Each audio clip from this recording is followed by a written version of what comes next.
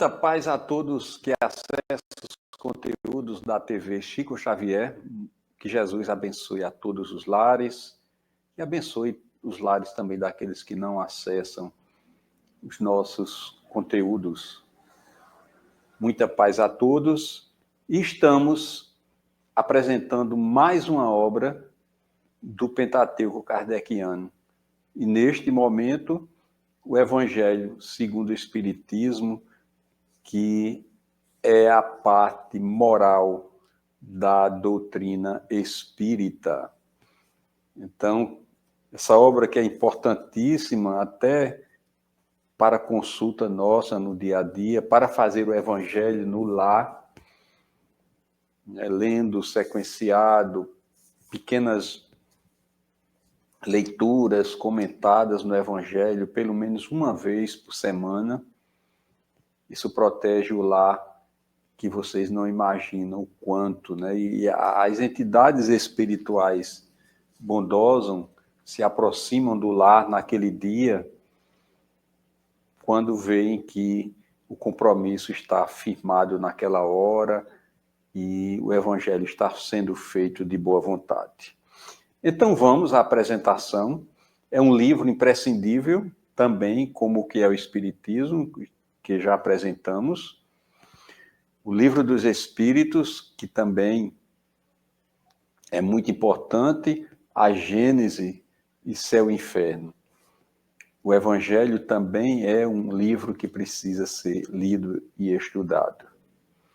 Então vamos à apresentação desta obra, que este ano completa 161 anos, que foi publicada em 1864.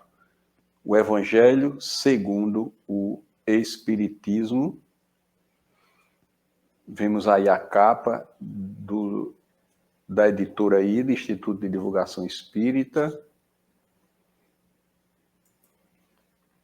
E o livro do Evangelho segundo o Espiritismo, onde essa obra contém a explicação das máximas morais do Cristo em concordância com o Espiritismo e sua aplicação às diversas circunstâncias da vida. 161 anos da publicação desta obra.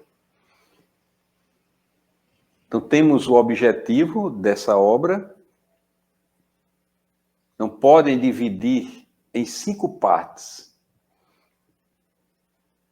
as matérias contidas nos evangelhos: os atos comuns da vida do Cristo, os milagres, as predições, as palavras que foram tomadas pela Igreja para fundamento de seus dogmas e o ensino moral. As 4 primeiras têm sido objeto de controvérsias.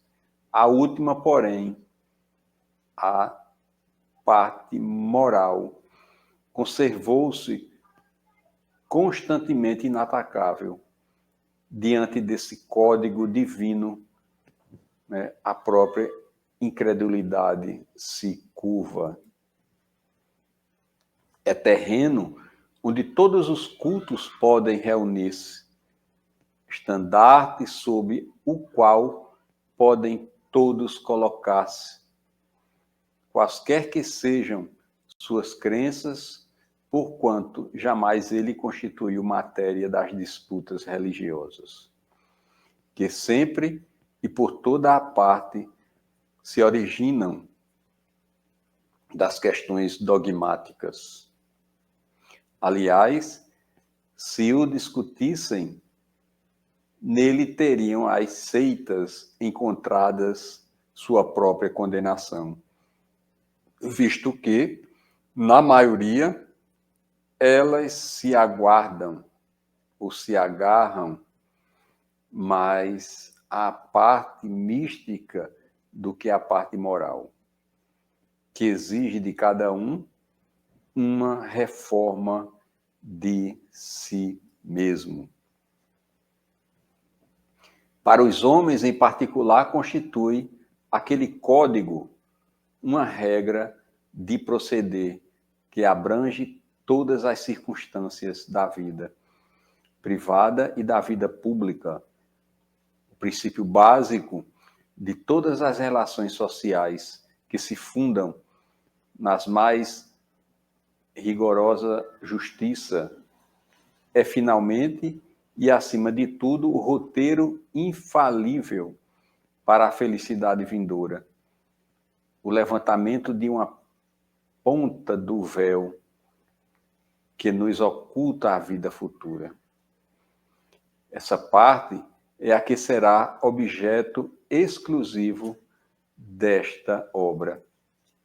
Assim, vimos aí o objetivo, né, da obra do Evangelho segundo o Espiritismo, objetivos bem definidos, e o que destaca bem nesse objetivo é a parte moral, né, dos ensinos de Jesus, que não tem como ser contestado por ninguém, né? Então, essa obra que renasce justamente da terceira parte do Livro dos Espíritos, a parte moral, e é um roteiro, né, para a felicidade futura como objetivo.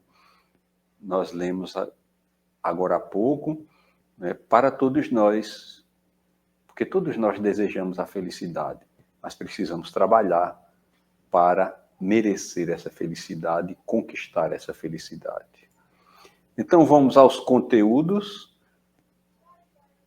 do livro O Evangelho segundo o Espiritismo, para que possamos ter uma ideia do que está contido nesta obra. Na introdução, nós temos, ou vamos encontrar o objetivo desta obra, que vimos agora há pouco, né, segundo a autoridade da doutrina espírita, fator muito importante, né, e notícias históricas.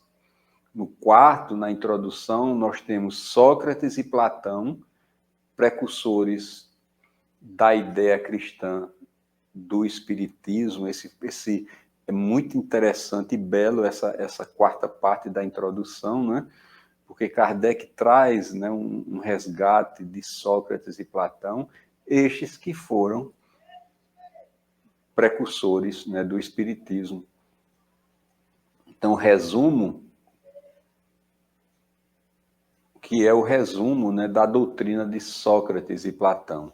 Nessa quarta parte, né, repetindo, vamos encontrar, né, o resumo da doutrina de Sócrates e Platão. E quem vai ler, quem já leu, já notou, né, quanto nesse resumo nós encontramos a semelhança à questão da moral dos ensinos, né, da doutrina. Então vamos aos capítulos que formam 28 capítulos do Evangelho segundo o Espiritismo.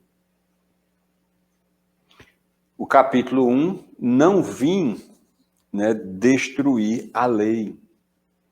E neste capítulo, Kardec vai trabalhar a questão das 3 revelações, Moisés, Cristo e Espiritismo. Vai também abordar a aliança e a religião e as instruções dos espíritos. É importante frisar que da importância do Evangelho segundo o Espiritismo, porque ele traz o capítulo como título Vim destruir a lei, né, tem toda uma abordagem em cima dos ensinos de Jesus, ele faz os seus comentários acerca destes ensinos de Jesus e, além do mais, para reforçar mais ainda, tem as instruções dos espíritos em cima do tema abordado no Evangelho segundo o Espiritismo, isso em cada capítulo. No capítulo 2, meu reino não é deste mundo, e vamos ver temas como a vida futura, a realeza de Jesus, o ponto de vista e outros, né, temas relacionados ao segundo capítulo. No capítulo 3, há muitas moradas na casa do meu Pai. Dentre muitos temas, diferentes estados da alma e da reticidade, diferentes categorias de mundos habitados. Hoje, tão discutido nessa questão da pluralidade das habitações de vida nos planetas, a doutrina espírita já tem essa convicção. Mas há um aguardo de que a ciência possa comprovar essa questão, mas que nós já temos essa convicção. No capítulo 4, ninguém poderá ver o reino de Deus se não nascer de novo. Começa falando Kardec da ressurreição e reencarnação. A reencarnação fortalece os laços de família, ao passo que a unicidade da existência se desfaz. Então, aí há uma abordagem sobre a reencarnação, que é um dos postulados da doutrina espírita, né?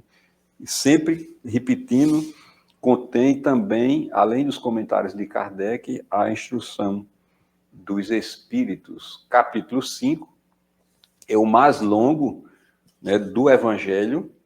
Bem-aventurados os aflitos.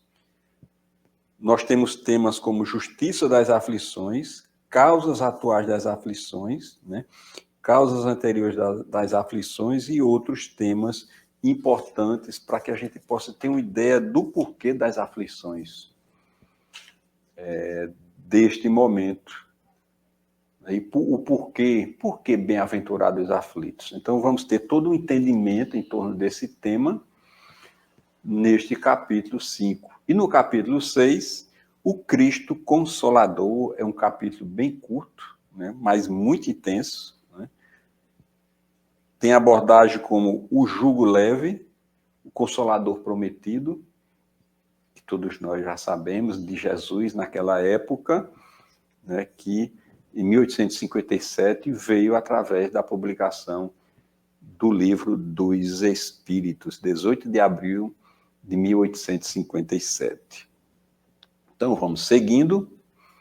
No capítulo 7, Bem-aventurados pobres de espírito. Temas como o que se deve entender por pobre de espírito, tema esse que é de muita dúvida, de várias interpretações, e no Evangelho segundo o Espiritismo vamos encontrar, né, a interpretação mais convincente e mais correta em relação à questão deste tema. No capítulo 8, bem-aventurados que têm puro o coração.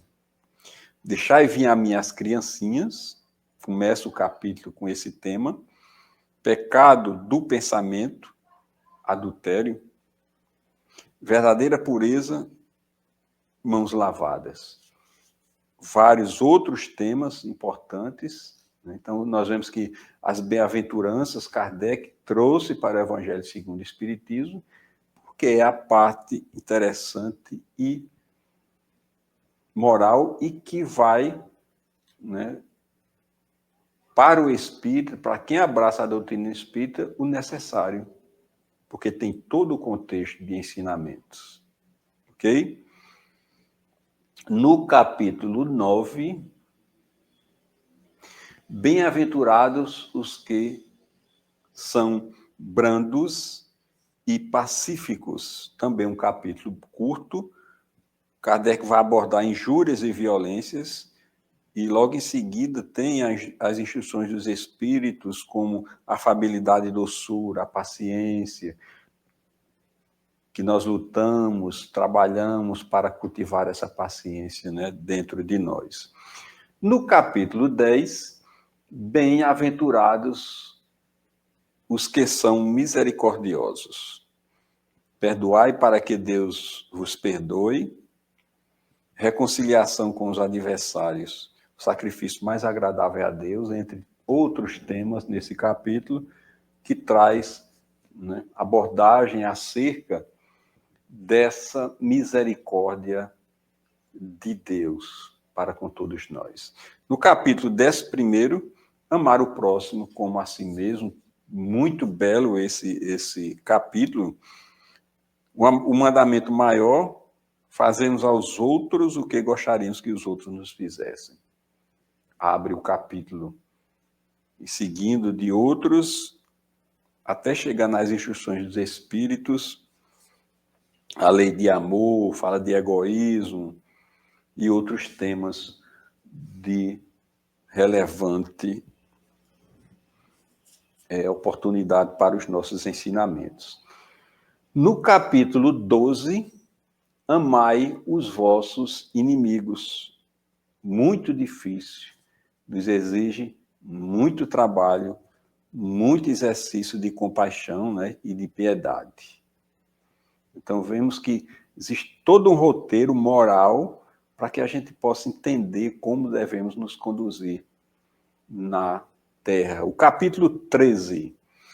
Não saiba a vossa mão esquerda o que dá a vossa direita. Aquela questão de fazer o bem sem ostentação, né?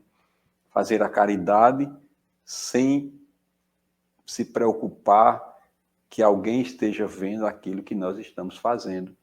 Fazer por gratidão. Porque fora da caridade, nós sabemos que não há salvação. Do capítulo 14, honrai a vosso pai e a vossa mãe. Começa ele falando de piedade filial, quem é minha mãe e quem são meus irmãos, né? Bem do conhecimento de todos nós, mas que no Evangelho segundo o Espiritismo nós vamos ter um entendimento mais profundo dessas passagens. No capítulo 15, fora da caridade não há salvação, que falamos agora há pouco. De que precisa o Espírito para se salvar? Né? Então, vamos ter um entendimento acerca desse assunto, né, dentro deste capítulo. No 16, não se pode servir a Deus e a Mamon.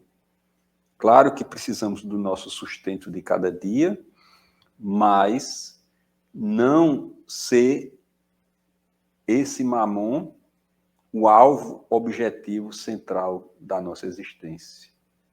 Porque precisamos cuidar do nosso lado espiritual. Capítulo 17, sede perfeitos. Características da perfeição. Nós buscamos a perfeição.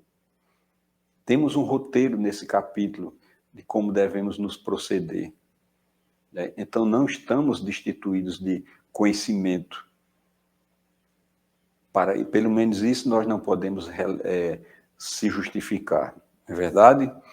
No capítulo 18, temos muitos os chamados e poucos os escolhidos. Nesse momento tão de transição planetária, de turbulência, está vendo esse processo, né? E nós sabemos que poucos serão os escolhidos, porque ainda tem muitos que não aceitam as verdades espirituais, ou que persistem em permanecer no mal, né, não praticando o bem. No capítulo 19, a fé transporta montanhas, essa fé raciocinada, essa fé justificada, com uma razão, uma explicação, e nós vamos encontrar essas explicações aqui neste capítulo. E no 20, os trabalhadores da última hora, os espíritas, que vêm com esta oportunidade de fazer com que possamos fazer a nossa tarefa. Cada um faz a sua tarefa no bem e na caridade. No capítulo 21, haverá falsos cristos e falsos profetas. Muito importante, né, porque muitos ainda de nós somos alvos, né, de espíritos embusteiros, de falsos profetas que vêm trazer as suas ideias, tudo num colorido para chamar a atenção, mas que, quando nós temos uma fé raciocinada, trabalhamos dentro da estrutura das obras fundamentais da doutrina espírita, vai ficar mais fácil entendermos a postura destes irmãos equivocados. Sede perfeitos é o capítulo 17. Não é isso? Capítulo 17. Isso. Caracteres da perfeição, eu acho que repetimos esse, mas tudo bem. E o capítulo 17, muitos os chamados e poucos os escolhidos. Isso. Então vamos para o próximo. O capítulo 19, a fé transporta montanha, essa fé que precisamos ter, como devemos adquirir, como devemos cultivá-la. No capítulo 20, como falamos, os trabalhadores da última hora. O capítulo 21, haverá falsos cristos e falsos profetas, que já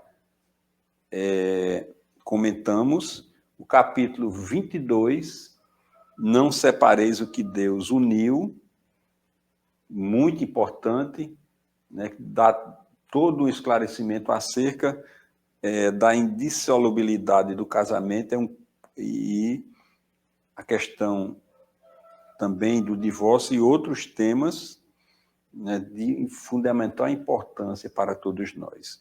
No capítulo 23, moral estranha, o capítulo que requer muita atenção, muita reflexão, muita meditação do que está sendo lendo, porque este capítulo pode incorrer aquele que lê num erro de interpretação.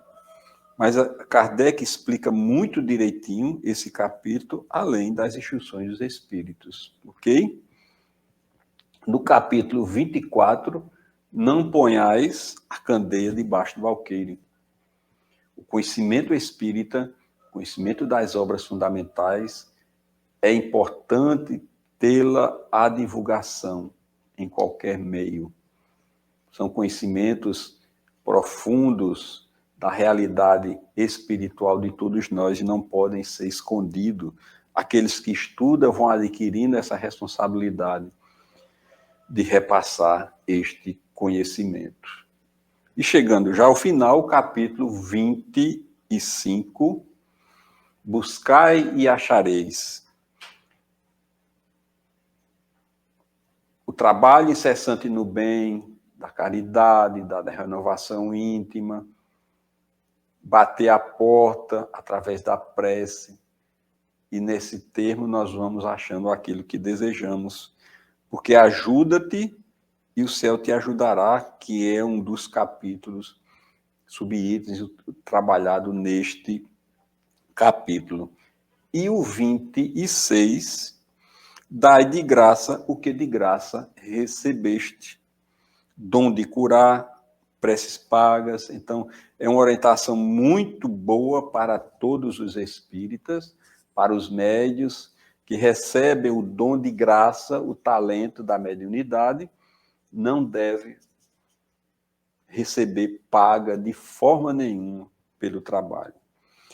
O capítulo 27, pede e obtereis.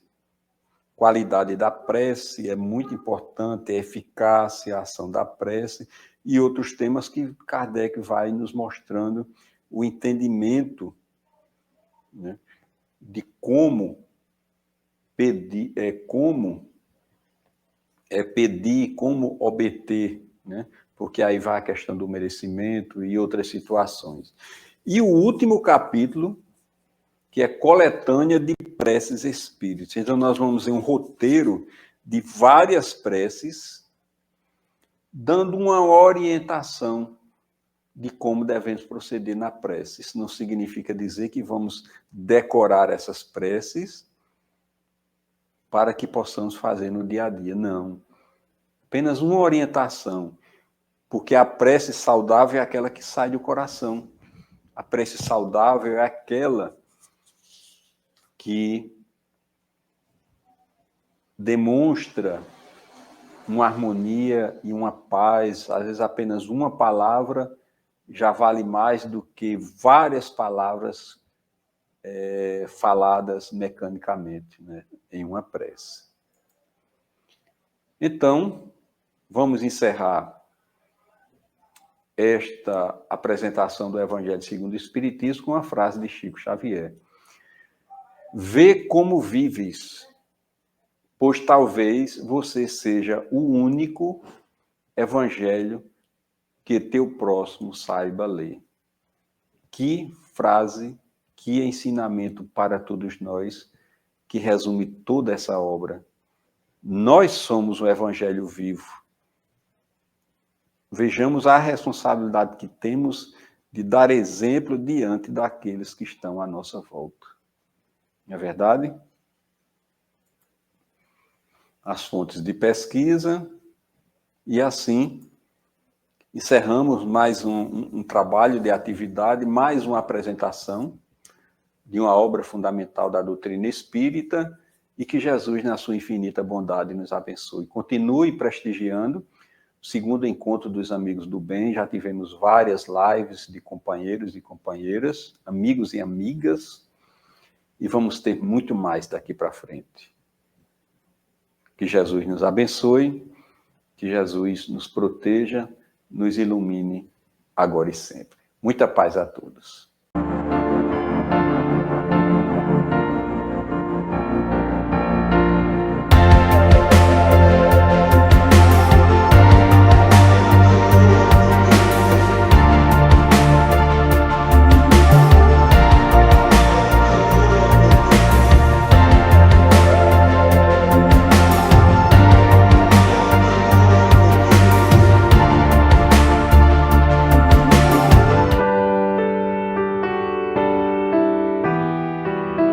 Participe do segundo encontro dos Amigos do Bem da TV Chico Xavier, de 17 a 28 de fevereiro e 1º a 3 de março de 2025, com o tema central Espiritismo hoje e para o planeta de regeneração, Caminho sem volta, com participação de palestrantes nacionais e internacionais, evento online gratuito com transmissão ao vivo pelo YouTube da TV Chico Xavier.